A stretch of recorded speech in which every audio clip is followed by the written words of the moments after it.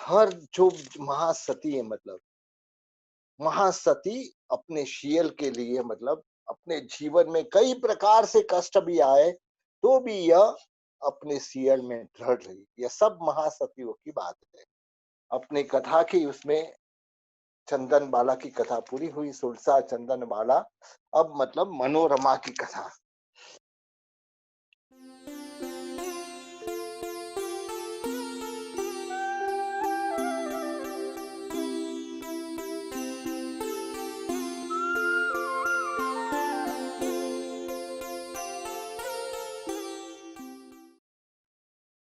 सुदर्शन सेठ की पत्नी मनोरमा। सुदर्शन सेठ की कथा हमने सुनी है मतलब कि सुदर्शन सेठ को मतलब अपने मित्र सुदर्शन सेठ के मित्र मतलब और उसकी पत्नी कपिला ने कपट करके घर पे बुलाया मतलब और वासना की मांगनी की मतलब अपने साथ भूख भोगने की मांगी। सुदर्शन सेठ ने कहा कि मैं तो नपुंसक हूं मतलब मैं कोई भोग भोगने के योग्य नहीं हूं मतलब। तो उसने वहां से विदाई कर दिया। और जोगा न जोगा ऐसे होता है थोड़े समय के बाद उस गांव में मतलब वसंत ऋतु आई तो सारे नगर के लोग बाहर घूमने गए थे मतलब। तब मतलब जो राजा की रानी अभया देवी और उसकी सखी या जो पुरोहित की पत्नी कपिला दोनों मतलब वहां क्रीड़ा करने आए और दोनों मतलब वहां एक जगह पे बैठे हुए थे मतलब। तब वहां सामने से ये मनोरमा अपने 6 पुत्रों के साथ वहां वसंत ऋतु की शोभा देखने के लिए आई मतलब। और साथ में सुदर्शन सेठ थे मतलब। मनोरमा और उसके पुत्रों को देख के मतलब अभया रानी को पूछा कि ये किसकी स्त्री है मतलब। अभया रानी का तू पहचानती नहीं है क्या मतलब। ये स्त्री कौन है मतलब ये पुत्र कौन है मतलब क्या तुझे मालूम नहीं। कपिला ने कहा कि नहीं नहीं। तो बोलता है कि यह स्त्री और पुत्र सर्व सुदर्शन सेठ के है मतलब। तब कपिला ने कहा कि मैंने सुदर्शन सेठ की परीक्षा की। तब तो उसने कहा था कि मैं नपुंसक हूं मतलब मैं स्त्री को भोग के योग्य नहीं हूं। अभया ने कपिला देवी को कहा कि मतलब उसने मतलब तुझे उल्लू बनाया है मतलब। उस समय कपिला ने अभया रानी को कहा कि तू अपने आप को बहुत होशियार मान रही हो तू अपने आप को चतुर मान रही हो। जब मतलब मैं मानूंगी तू सुदर्शन सेठ के साथ भोग भोगो तब मैं मानूंगी कि तू बहुत होशियार है मतलब। तो इस तरह दोनों जो अपनी दोनों एंड इस तरह से बात करते हैं। जब इसके बाद में थोड़े समय बीतता है रानी की जो सखी थी पंडिता उसने कहा कि मतलब क्यों ऐसी उदास रहती है। तू अब भी देख रहा हूं मतलब मैं कि तू मतलब बहुत उदास रह रही है मतलब। रानी ने कहा कि मेरे सच में मतलब मेरे दिल में प्रसन्न सेठ के साथ भोग भोगना है मतलब यह विचार है मतलब। तब मतलब वो पंडिता कहती है मतलब हे रानी कदाच मेरु शिखर चलायमान हो सकता है मतलब लेकिन सुदर्शन सेठ कभी चलायमान नहीं होते। वह परस्त्री को बहन के समान मानते। और रानी ने कहा कि कोई वांदा नहीं मुझे ऐसे सेठ के दर्शन तो कराओ एक बार। ठीक है मतलब मैं कोई पर्व के दिन मतलब क्योंकि अंतपुर में ऐसे पुरुष का प्रवेश वर्ज्य है तो मैं कहीं ना कहीं से मतलब उसको यहाँ लेके आऊंगी। एक बार कौमुदी महोत्सव का प्रसंग आया। सारे गांव के लोग मतलब गांव के बाहर गए थे मतलब।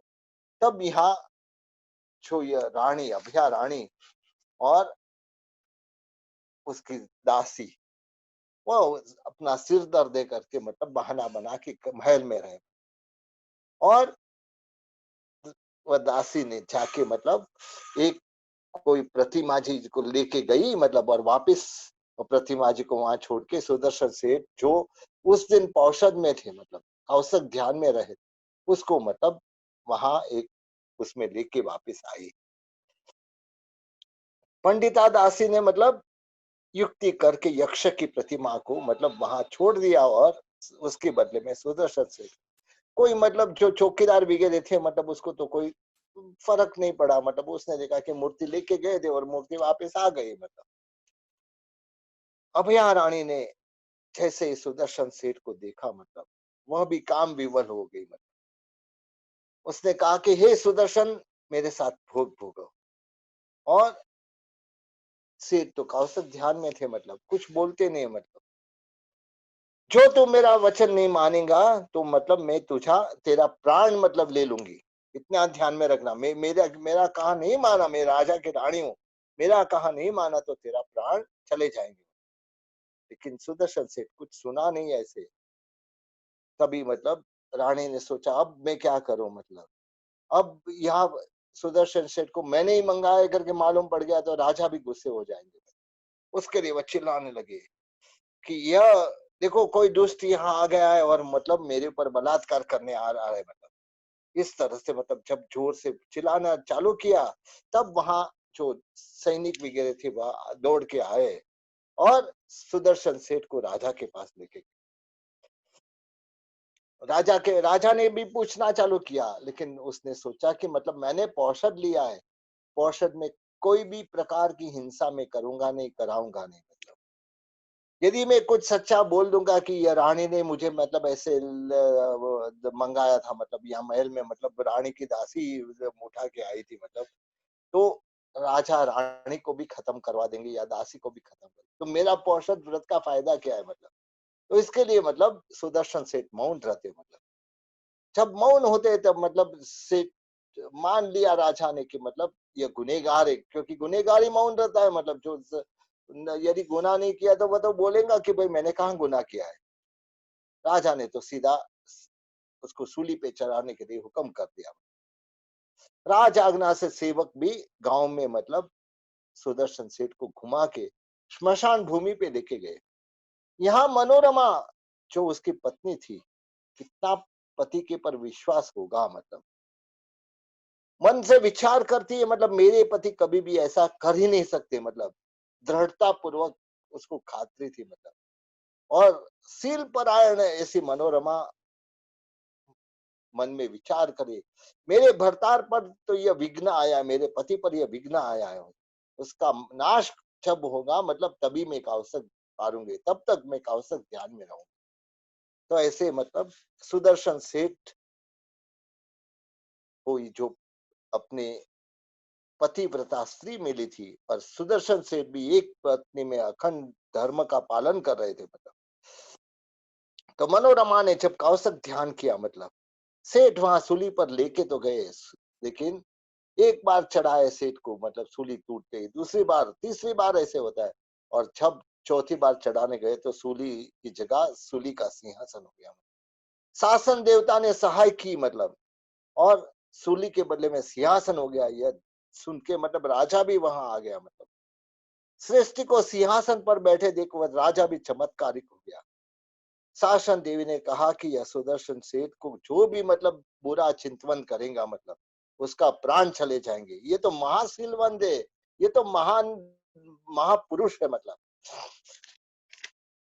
सुदर्शन सेठ को महा उत्सव पूर्वक घर पे लेके गए। मतलब मनोरमा ने भी मतलब अपना पति का जो विघ्न था मतलब वह दूर हो गया।